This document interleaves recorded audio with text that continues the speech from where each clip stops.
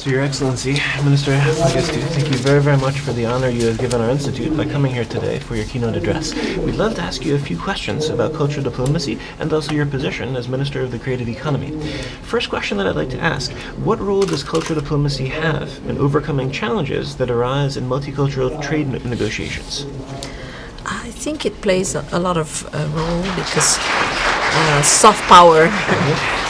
When you are in hard negotiations, oftentimes soft power does help, and the fact that you take ASEAN as an example, which is an organization that's been around for a long time, we tend to have a very collegial approach, just because there's a lot of cultural similarity between us, and we do many things together, including cultural events, and the fact that there's a lot of similarity in culture. So I think cultural diplomacy, where you are learning about each other, whether it's through cooperation in culture, arts, even my new portfolio, creative economy, collaboration between film, collaboration between music, that does so much for increasing the understanding between any two countries or group of countries, that often, I believe, does pave the way for better understanding and therefore a better environment, if you like, when you're actually doing the hard, more economic or political negotiations.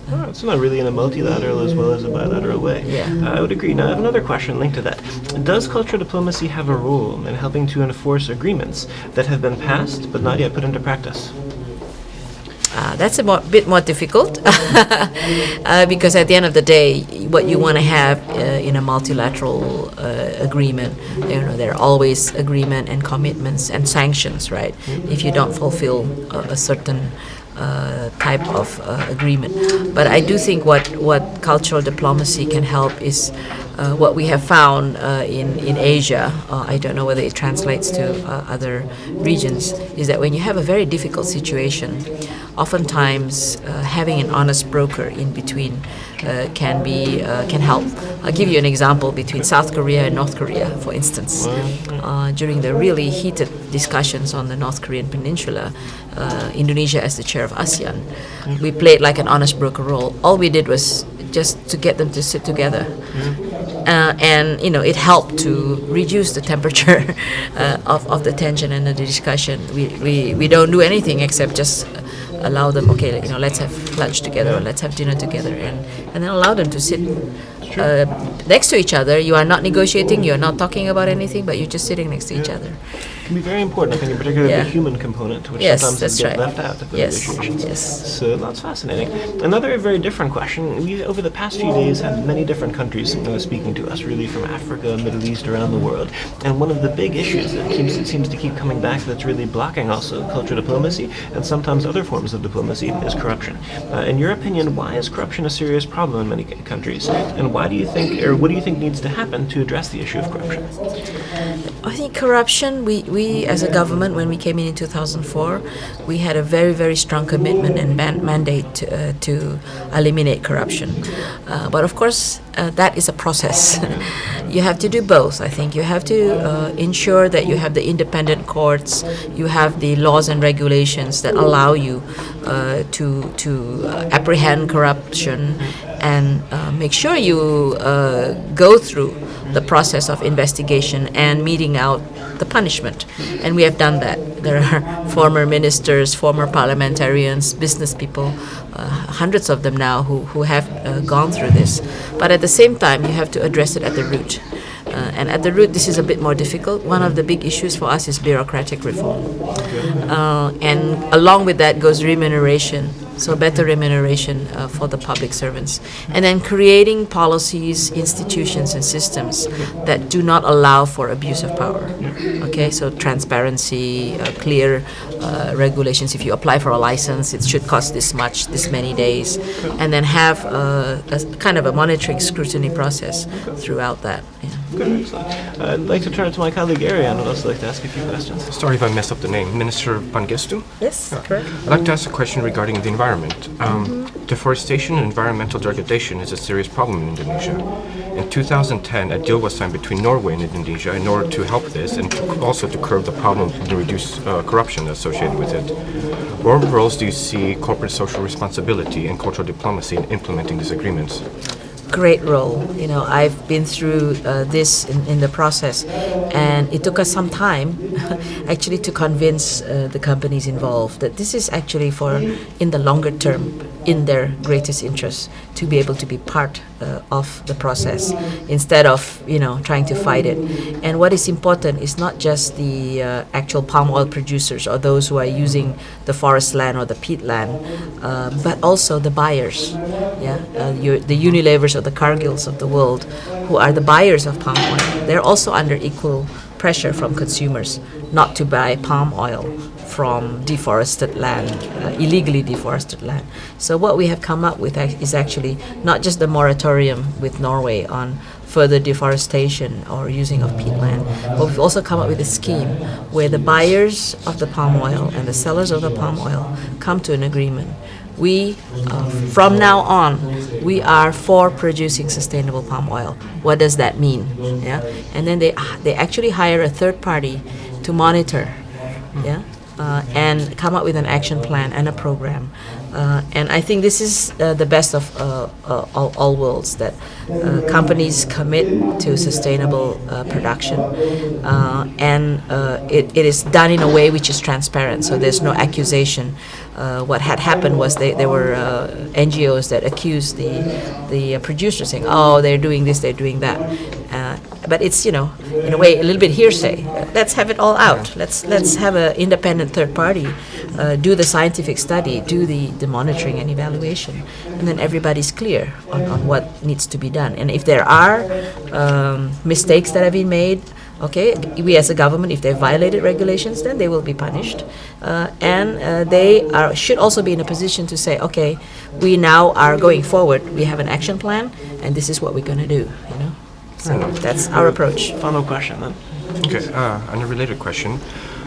What roles and responsibilities does the private sector have when it comes to cultural diplomacy? Should they include cultural diplomacy projects in their CSR departments, and why? Companies? Are you talking about corporations? Corporations? And corporate social responsibility. Yes, definitely. I'm trying to change the way corporates see corporate social responsibility. I'm very I'm very much of a believer of a different word, a different terminology rather than corporate social responsibility. It's corporate shared value. What's the difference? Corporate social responsibility is if a company feels, okay, I've got a lot of profit now, I want to help the community. Okay, I'm going to give $10 million to build a school, $5 million to build a hospital, and I feel good as a company. That's kind of an extreme exaggeration of corporate social responsibility. What's the difference with that and community shared value? Community shared value means I help the community or the suppliers who are dealing with me. A lot of them are small micro enterprises. But for instance, take Nestle as an example. They need milk from milk cooperatives. They'd help to develop the milk cooperatives.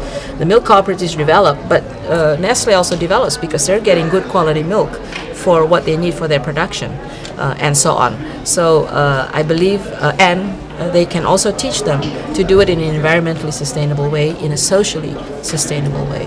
So this is actually, I think, the new wave of corporate social responsibility, which is not just just helping out the community around them, but actually involving the community in a shared value of the company growing together with the community. And I think that's a more sustainable model for corporate social responsibility. One final question, if it's okay. This has to do a little bit with history, so just out of curiosity. Following the removal of President Suharto, how has the government moved towards reconciliation following the event of the overthrow of President Sukarno in the 60s? Suharto or Sukarno? Both. Both. Yeah. Because Suharto overthrew Sukarno, and he was in power for a very long time, as far as I know. In our system, whenever there's a changeover like that, there's no witch hunt, if you like, if that's the correct word for it. Like Sukarno, he was just put under house arrest, yes. and he died peacefully because he was ill. and his family lived normally. And Suharto, the same thing. He was never put under any house arrest, and people still, we still hold respect for him. And there was really no persecution undertaken to any of this. Yes, but with the murder, so over 500,000 people were said to have been killed during the purges, the 1965-66 killings. So I'm wondering if there's been any reconciliation. Oh, for that one, for that period, that was a communist coup, Yes. and all those involved in the coup, there was justice done. The masterminds, if you like, that was all gone through a process, and I would say that because there was a very strong anti-Chinese element because of the link to China and the communist coup takeover. I would say it did take some time to, if you like, remove the discrimination vis-a-vis Chinese minority. Yes. But I myself, as a Chinese minority, I can say that through a process, especially in the last 10 years, starting with our first democratically, not elected, but in the first, after Habibie was the first president under the new democracy in 1999. Then we had President Abdul Rahman Wahid. He was the one who basically eliminated all the discrimination against minorities, including Chinese. Chinese characters were banned up to then. Then he said no more, allow Chinese characters, allow Chinese to be taught in schools. And then under Megawati, they introduced an anti-discrimination law against all minorities, not just Chinese. 2006, we passed a new citizenship law, which again removed all discrimination against Chinese minority. And now we have cabinet minister of Chinese minority. We have governors who are of Chinese minority. So if you talk about that kind of period in history, that's kind of where we are now. It's fascinating. And we can celebrate Chinese New Year. It's fascinating. I really think the future of cultural diplomacy also lies in the field of reconciliation. I think there's a lot that also cultural diplomacy can do in that Yes, field. So, yes. well, thank you very much for sharing Okay, that example, all right. and we very much look forward to your Okay. lecture. So thank you very Thank much you. for the interview. Thank you, man. It was a pleasure. Thank you. Thank you very much.